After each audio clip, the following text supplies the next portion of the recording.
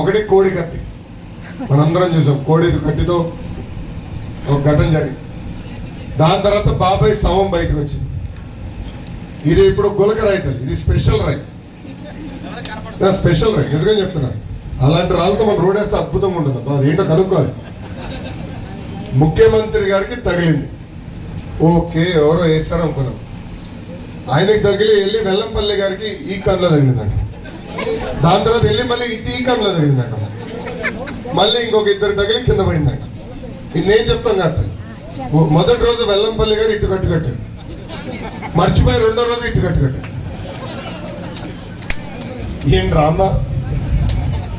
మళ్ళీ ఈయన బస్ యాత్ర జరిగే వరకేమో కట్టుండే, ఇక్కడ ఏదో కట్టాడు పెద్ద.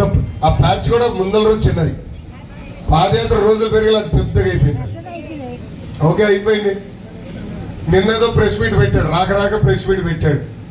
కనీసం ఒక చిన్న గాయలేదు, మొత్తం పోయింది. మ్యాజిక్. అసలు గులకరా ఎంత పవర్ఫుల్. తగిలింది, రక్తం గారింది, మరి గాయం మట్టుకు లేదు, మొత్తం పోయింది. స్పెషల్ గులకరాయ్. క్రికెట్ బాల్ లాగా ఇక్కడ తగిలి పక్కనోడు తగిలి అంత 10 మంది తగులు తగిలింది గులకరాయ్. నిజంగానే జగన్మోహన్ రెడ్డి గారికి భాస్కర్ అవార్డులు ఇవ్వాలి. ఆస్కర్ కన్నా భాస్కర్ అవార్డులు ఇస్తే అద్భుతమైన నటుడి కింద ఆయనకి అవార్డు ఇవ్వచ్చు. వాస్తవం ఈయనకి చెప్పాలి, రాజమౌళి గారికి చెప్పాలి.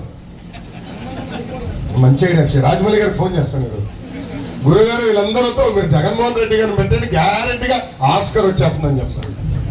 అంత అద్భుతంగా నటిస్తున్నారు. దాన్ని అమ్మ ఒక సామెత ఉంది, అబద్ధం ప్రపంచం చుట్టూ తిరిగి వచ్చే లోపల నిజం గడప దాటదని. ఈరోజు మళ్ళీ వాళ్ళు దుష్ప్రచారం చేసానికి వస్తున్నారు. దయచేసి ఆ దుష్ప్రచారం నమ్మద్దని ఈ సభాముఖంగా కోరుతున్నాను.